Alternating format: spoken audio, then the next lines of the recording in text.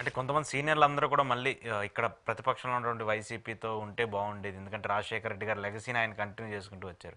Particular విభేదాలు కూడా ఏం లేవు కదా, సో అలాంటిది ఎందుకు మనం చూడకూడదు అని చెప్పేసి కొంతమంది అంటే సీనియర్లు కూడా అంత మాట్లాడు. అట్లా కాదు కానీ ఉమ్, దానికి 10 సంవత్సరాలు ఉమ్, ఎమ్మెల్యేగా 10 సంవత్సరాలు ఉన్నాం, 10 సంవత్సరాలు పార్టీని చేస్తాం. ఉమ్, ఇప్పుడు కొత్త చెప్పిన కొత్త జనరేషన్ పదం చూసారా? ఉమ్.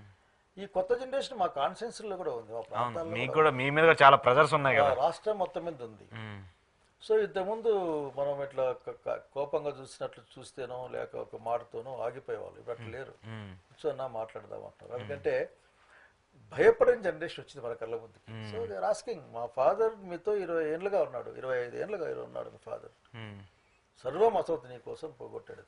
ఉమ్. నేను బెంగళూరులో ఐటీ ఉద్యోగం చేస్తున్నా. ఇప్పటికి నువ్వు అంటే ప్రేమ గౌరవం ఉంది, నీ మాట కాదని పోయేవాళ్ళం కాదు. కానీ మనిషి ఆలోచించాను అందరి గురించి. ఉమ్, ఉమ్, ఏం ఆలోచిస్తావు? నేను రాహుల్ గాంధీ ఇష్టపడతాను, నేను Rahul Gandhi I love him అని చెప్తాను. ఉమ్, ఎవరు చెప్పలేదు, మనకు పిల్లడు అన్నాడు ఏమన్నా అంటే, ఎవరు వద్దన్నారు, ఉమ్, నువ్వు చిరంజీవి ఫేవరెట్, ఉమ్, చిరంజీవి కట్టోడు దండలేస్తా అంటే మా ఆయన చెప్పినాడు. ఉమ్, రాహుల్ గాంధీ ఫేవరెట్, నువ్వు పెట్టుకో, ఎవరో దారి వద్దనమా?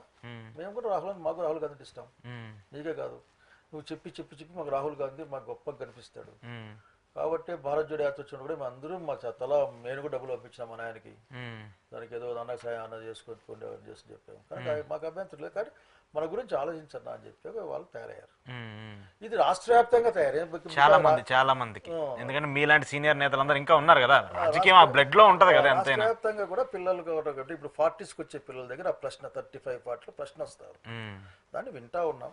ఉమ్. ఇంత ముందులాగా తోసిపుచ్చడం లేకపో, ఇంతకుముందు ఒక మాటతో దాన్ని వాడికి ఆపేసేవాళ్ళం. ఏముందులే అబ్బా అని అని అప్పుడు కూడా అనేవాడిని కాదు, నేనైతే అనేవాడిని అంతే. ఉమ్, ఏం మాట్లాడతారు అనేవాడిని, ఉమ్, అయిపోయాను. ఉమ్, సో ఇప్పుడు కొద్దిగా కనుక ఈ ప్రజెంట్ సర్కమ్స్టెన్సెస్లో వినేది మొదలుపెట్టినాం. సో వినేది మొదలుపెట్టిన తర్వాత డెఫినెట్గా ఇంకా అనేక అంశాలు చెప్తారు వాళ్ళు, ఇట్లా చేసి అట్లా చేసి. ఇంకా అవన్నీ కాదు, అవన్నీ నేను విషయం బలంగా నమ్ముతాను. ఉమ్, అది మంచిగా అనుకున్నా చెడ్డగా అనుకున్నా నేను చేయగలిగింది ఏం లేదు. ఉమ్, ఒక నిర్ణయం జరిగితే ఆ నిర్ణయాన్ని ఇంప్లిమెంట్ చేసే వాళ్ళ దగ్గర ఎక్కువ తప్పు ఉండొచ్చు, కానీ ఉమ్, ఆ నిర్ణయాన్ని చేసినప్పుడు దాంట్లో బాధ్యత అందరిది ఉంటుంది. దాంట్లో మనం మాట్లాడకపోయినా మన షేర్ మనకు వస్తుంది డెఫినెట్గా. సో మనం ఆ మనం దాంట్లో మన అభిప్రాయం చెప్పడం అన్నది స్పీడ్కి నష్టం వస్తే మనం అభిప్రాయం అడగకుండా చెప్పకపోవడమే కరెక్ట్. అడగకుంటే చెప్పకూడదు, అడిగితే చెప్పాలి. సో అయితే మీకుంది మళ్ళీ పొలిటికల్ యాక్టివ్నెస్ అయ్యి మీ వాళ్ళని మీరు సంరక్షించుకోవాలని ఉంది. అంటే మీరు అట్లా, ఎందుకంటే మీరు విలేకరులు కదా, అట్లా అట్లా అడుగుతారు. నేను చెప్పేది ఏంటంటే రాజకీయాలే, రాజకీయాల్లాగా ఆలోచించాలి. దేనికోసం రాజకీయాలు చేస్తున్న ప్రశ్న కూడా వేసుకుంటాం మా ఇంట్లో వాళ్ళు. నేను అప్పుడు రాజకీయాల గురించి ఆలోచిస్తాయి, ఎందుకు మనం రాజకీయాలు చేయాలా, ప్రశాంతంగా ఇంట్లో ఉండొచ్చు కదా. మా డాక్టర్ అమ్మ ఖర్చులు డబ్బులు ఇస్తుంది, భోజనం పెడుతుంది, హ్యాపీగా తిప్పేస్తుంది, కార్ ఇస్తుంది, పప్పు ఇస్తుంది కదా. 24 hours అవైలబిలిటీ ఉండొచ్చు మా ఆవిడకి. అట్లాగే మా అమ్మకు కూడా షీజ్ ఓల్డ్, ఆమె కూడా వారానికి 2 సార్లు వ్యాప్తి కూర్చొని రావచ్చు కదా. నేను ప్రశాంతంగా ఏం పని చేయకుండా ఇంట్లో అని అనుకుంటా మళ్ళీ ఏమంటే పాలిటిక్స్ లేకుంటే పాలిటిక్స్ చేయాలి కదా మనం అని కూడా అనుకుంటా. ఉండాలి, మనం అసలు మనం వచ్చిందే అది కదా అనుకున్నప్పుడు ఈ మధ్యకాలం అనుకున్నా అంటే ఆంధ్రప్రదేశ్ రాష్ట్రం గురించి మాట్లాడాలి. ఎవరైనా మాట్లాడినా ఆంధ్రప్రదేశ్ రాష్ట్రం రోజు రోజుకి ఇబ్బంది పడతాం. అట్లాగే ఎన్డీఏ అంటే బీజేపీ లెడ్ ఎన్డీఏ యొక్క ఆర్థిక సామాజిక భావజాలం ఆంధ్రప్రదేశ్ రాష్ట్రాన్ని దెబ్బతీస్తాం. చంద్రబాబు నాయుడు గారు ఇంతకుముందు ఉన్న పాతగా చదవాలని నాకు కనపడడం లేదు. ఇంతకుముందు ఆయనకి అంత ఇంతో కాంగ్రెస్ పార్టీ వాసన ఉండేది, ఎందుకంటే ఆ పార్టీ నుంచి వచ్చిన వ్యక్తే కదా, ఎందుకంటే అతని వ్యవహారంలో నడిపించేది. ఇప్పుడు కొత్త ఆలోచనలు వచ్చినట్లున్నాయి, కొత్త పిల్లకాయలు వచ్చినట్లు, లోకేష్ లాంటి వాళ్ళు వచ్చారు, నేమ్ ఎనీబడి. సో అక్కడ బిహేవియర్ ప్యాటర్న్లు చేంజ్ వచ్చింది. సో ఇవన్నీ మాట్లాడాలి. ఉదాహరణకి 11,000 కోట్లు ఇచ్చి మేము కాపాడుతామంటే ఎట్లా ఎంత అన్యాయం మాట్లాడడం అది. అప్పులు తీర్చాలంటే 30,000 కోట్లు ఇవ్వాలి. అసలు పర్మనెంట్ సొల్యూషన్ కావాలి కదా. మెయిన్ వర్కింగ్ కేవలం 20,000 కోట్లు ఇవ్వాలి, 50,000 కోట్లు ఇవ్వాలి.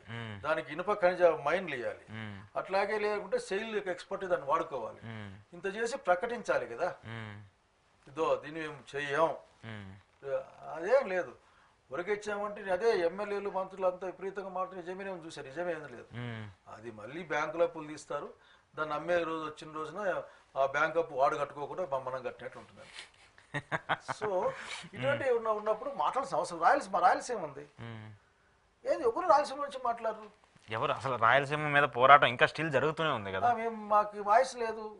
వీళ్ళు వాయిస్ ఉందాం అనుకుంటేనేమో కొద్దిమంది మా రాయలసీమలో ఉన్న పుల్లు సింహాలు కొద్దిమంది ఎందుకో ప్రస్తుతం ప్రశాంతంగా కూర్చున్నారు.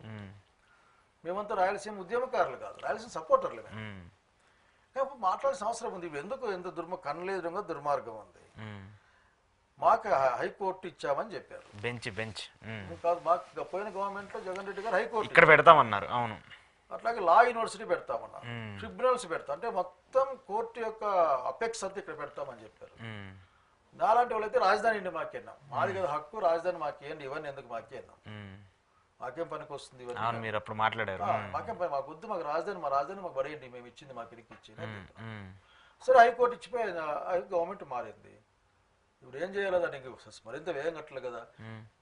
పోవడమే దుర్మార్గంగా హైకోర్టులో పోయి అదేందో దాన్ని ఏమంటారు లెటర్ ఇచ్చారు వీళ్ళు, ఏమని మేము అమరావతిలో పెడతాము అని బెంచ్ ఇస్తారంట. అంటే మా దగ్గర ప్యాంటు షర్టు పంచె లాక్కొని మమ్మల్ని నువ్వు ఏదో వేసుకుపోయి మీకు ఎందుకులే రాయలసీమలకి అందరూ ఏదో డ్రాయర్ వేసుకుని తిరగండి అనేది అట్లా పై ఏమో దాంట్లో ఏమైనా ఉందా? మరి ఎన్ని మాటలు మాట్లాడినా ఉపయోగం ఉండదు కదా.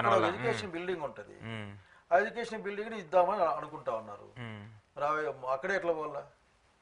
కనుక ఇట్లా కంటెదురుగా అంటే మా వాళ్ళు కూడా నాకేం అర్థం కాదు అసలు కర్నూలు అసలుకి ఎట్లా ఆలోచిస్తున్నా అది లేదు. కానీ మన కర్నూలు ఎదురుగా మంది పీకపోయారు, రాజధాని పీకపోయారు కర్నూలు దగ్గర నుంచి. కర్నూలులే కర్నూలు నాకు ప్రేమ, ఎందుకంటే చదువుకున్నాను మెడిసిన్ చేసిన చదువుకున్నా. మళ్ళీ ఇప్పుడు హైకోర్టు పీకపోయారు, మళ్ళీ మీరేం మాట్లాడుతున్నారు అనుకో. కానీ బట్ కావాల్సింది ప్రోయాక్టివ్నెస్ గా ముందుకు తీసుకెళ్లే వాళ్ళు లేరు. ఆ తర్వాత మా అనంత ప్రగతి గ్రామీణ బ్యాంకుని, ఆంధ్ర ప్రగతి గ్రామీణ బ్యాంకుని తీసుకెళ్లి అమరావతిలో పెడతామని చెప్పేసి అలా ఇంకా మాకు ఇన్స్టిట్యూట్లు ఇవ్వాలా, ఇండస్ట్రీలు ఇవ్వాలా, చదువుకునే అవకాశం ఇవ్వాలా. ఇంకా తమాషా ఎయిమ్స్ మాకు ఇస్తామని చెప్పాం మా టైంలో, ఎత్తుగా ఆడ పెట్టారు. అసలుకి పైసలు తక్కువ, కష్టాల్లో ఉండేవాళ్ళం. రాయలసీమలో ఎయిమ్స్ పెడితే మాకు మంచి ఆరోగ్యం, మంచి వైద్యం వచ్చేది కదా. వైద్యం వస్తే అక్కడ చదువుకోనికి అందరికి వస్తుంది కదా మాకు. మళ్ళీ ఇవన్నీ మాట్లాడాలి కదా. ఇప్పుడు రాజకీయ భవిష్యత్తు కోసం చూసేవాళ్ళు, కానీ రాష్ట్రానికి ప్రయోజనాలు లేదంటే ప్రాంత ప్రయోజనాల కోసం చూసేవాళ్ళు ఎవరున్నారు? మాట్లాడే లేదు. అందరూ కూడా మంచి అభిప్రాయంతోనే పాలిటిక్స్ లోకి వస్తారు. వాళ్ళని ఆ వైపు పోనీయకుండా కొద్దిమంది అట్లా డ్రైవ్ చేస్తారు. రాజకీయం అంటే ఇది. ఉదాహరణకి ఈ మధ్య తమాషా చూస్తున్నాం, 7 months అయిపోయింది. అక్కడ గనుల్లో గోల్మాలు, ఇసుక గోల్మాలు, లిక్కర్లో గోల్మాలు, తిరుపతి లాంటి ఎన్నికల్లో గోల్మాలు, శుద్ధులు చెప్పాం కదా ఇట్లా మార్చడం అన్యాయం అని. మరి ఇప్పుడు కొట్టి లాగిపోయిన టీవీలో చూస్తే లాక్కుపోయి బస్సు మరి ఇవన్నీ ఎట్లా చూస్తాం మనం? గోల్మాల్లో ఇవే రాజకీయం అని చెప్పే ప్రయత్నం. ఇలా ఉంటేనే రాజకీయం చేయగలం, ఇదే రాజకీయం చెప్పే ప్రయత్నం. రాజకీయం అంటే ఏం చేయాలా? ప్రజా సమస్యల గురించి తగ్గకూడదు,